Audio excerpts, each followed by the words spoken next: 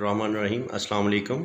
आज डॉक्टर इजाज़ वेद लक साहब associate professor जो कि हमें आँख के बारे में, इसकी ड्राई आइज़ की जो भी मसले मसाइल हैं, पेचीदगियाँ, उनके बारे में आज आगाह करेंगे। तो डॉक्टर साहब। अस्सलाम वालेकुम। ये ड्राई आई एक बहुत कॉमन प्रॉब्लम है।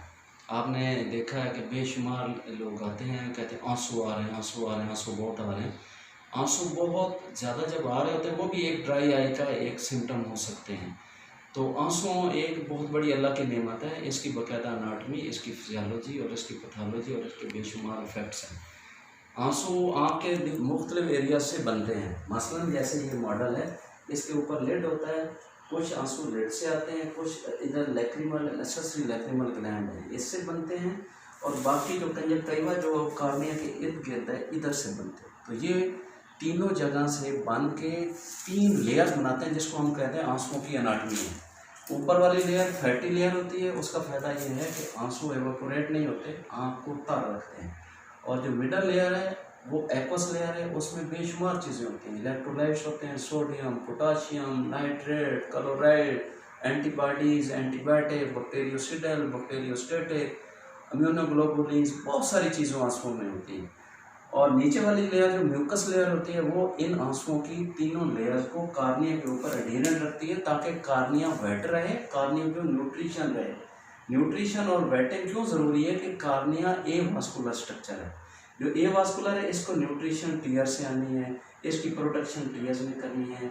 और टीयर्स ने लेड की मोबिलिटी, जो लेड के ऊपर वाइपर की तरह जब आता है लेड, तो उसको लुब्रिकेशन टीयर्स देते हैं। अगर टीयर नहीं है तो इसी सरफेस को क्या करेंगे, लेड इसी सरफेस को खुद ही रगड़ देगा और ये हेजी हो जाएगा। जब हेजी हो जाएगा तो आपकी वियन कम हो जाएगी।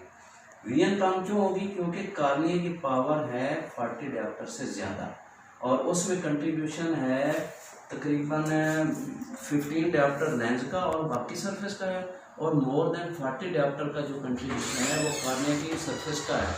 और कार्निया की सरफेस और ये रिफ्रैक्टिव सरफेस की मेंटेनेंस के लिए क्या ज़रूरी है? इसकी वेटिंग ज़रूरी है, इसके लिए टीयर ज़रूरी है, और टीयर की प्रोडक्शन उधर से आ रही है। आप एक इंसान के अगर टीयर्स पूरे नहीं बन रहे तो उससे पूछेंगे कितनी तकलीफ में होता है। ये कार्निया क्लियर नहीं रह सकेगा।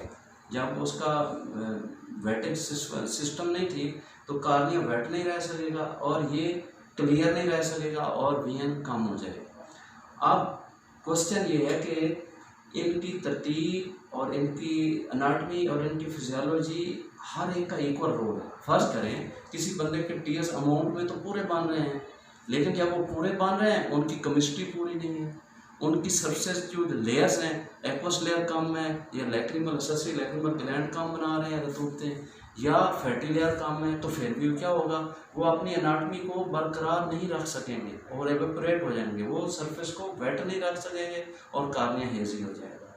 नेक्स्ट है कि कार्निया अगर ज़्यादा आते हैं तो उसकी वजह और भी हो सकती है कि जो उसकी ड्रेनेज के पाथवे हैं, कि इस सरफेस पे 2 पलटा होते हैं, जिससे आँख को जब वो टीयर्स वेट कर लेते हैं, इसके अंदर से आके वो नाक की तरफ आके तहलील हो जाते हैं।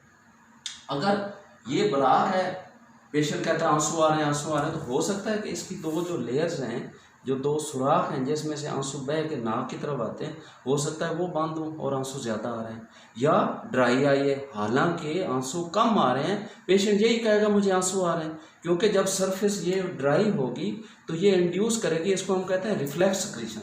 रिफ्लेक्स सेक्रीशन कब आती है?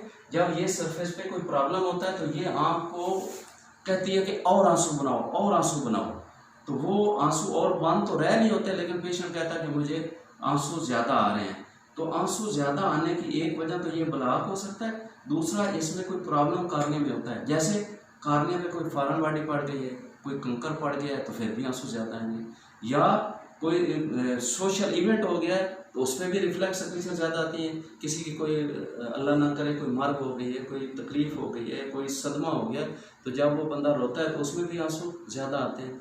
तो आंसुओं की केमिस्ट्री, आंसुओं की फैक्ट्री, आंसुओं की ड्रेनेज, आंसुओं की फिजियोलॉजी, आंसुओं की पैथोलॉजी, ये आँख के लिए इतनी ही ज़रूरी है जितने बाकी चीज़ों की ज़रूरत है, क्योंकि इसने उसको न्यूट्रिशन देनी है, इसने उसको फॉरेन बॉडी से बचाना है, इसमें लिड की मूवमेंट को कार्निया के ऊपर फ्री रखना है और फ्रिक्शनलेस यानी रगड़ के बगैर रखना है। अगर किसी बंदे के आंसुओं की तादाद, मिकदार या केमिस्ट्री कम हो गई है तो उसको इन्वेस्टिगेट करना चाहिए। उस पेशेंट की हिस्ट्री लेनी चाहिए, उसको कोई आर्थराइटिस तो नहीं, उसको जोड़ों की तकलीफ तो नहीं, उसको कोई ट्रामा तो नहीं हुआ, उसकी कोई बर्न तो नहीं हुआ आँख पे, बर्न हुए उसमें भी जो टीयर प्रोडक्शन की फैक्ट्री है उसमें इफेक्ट आ जाएगा। मैं ये समझता हूँ कि जो टीयर्स हैं इनकी कुदरत ने एक शानदार प्रोडक्शन, शानदार फिजियोलॉजी और बड़ी तरतीब से इनको रखा है। जब ये तरतीब ख़त्म होगी तो प्रॉब्लम होना शुरू हो जाएगा। और अगर ये आंसू किसी वजह से हमने डायग्नोज कर लिया, उस पर कोई सिस्टमिक वजह, कुछ माउथ की ड्राइनेस, कोई अर्थराइटिस, कोई डायबिटीज़, कोई हाइपरटेंशन या और कोई एसोसिएटेड डिजीज़ नहीं है, तो हमें आंसुओं को बरकरार रखने के लिए ट्रीटमेंट करना होता है। उसकी इन्वेस्टिगेशन करनी है कि उनकी मिकदार कितनी कम है, उनकी केमिस्ट्री कैसी है, ये सारी चीज़ों को सामने रखते हुए उनका ट्रीटमेंट करना। अगर कोई भी नहीं है तो सिम्प्टोमेटिक ट्रीटमेंट हमने ज़रूर करना। उसको टीएस प्रोडक्शन सारी देनी है। तो टीएस जितने कुदरत ने बनाए हैं उसके बराबर केमिस्ट्री इंसान पूरी तरह नहीं बना सकता, लेकिन किसी हद तक बनाए जा सकते हैं। अगर नहीं है तो आप पेशेंट का सीरम लें, उसको सेंट्रीफ्यूग करें और उसके बना लें और उसको प्रिवेंटिव मेजर करके उसको इस्तेमाल किया जा सकता है। तो ये आज का लेक्चर हमारा, इसलिए हमने इसको तरतीब दिया कि ये बेशुमार पेशेंट आते हैं और उनके बेशुमार क्वेश्चन होते हैं आंसुओं से मुतल्लिक।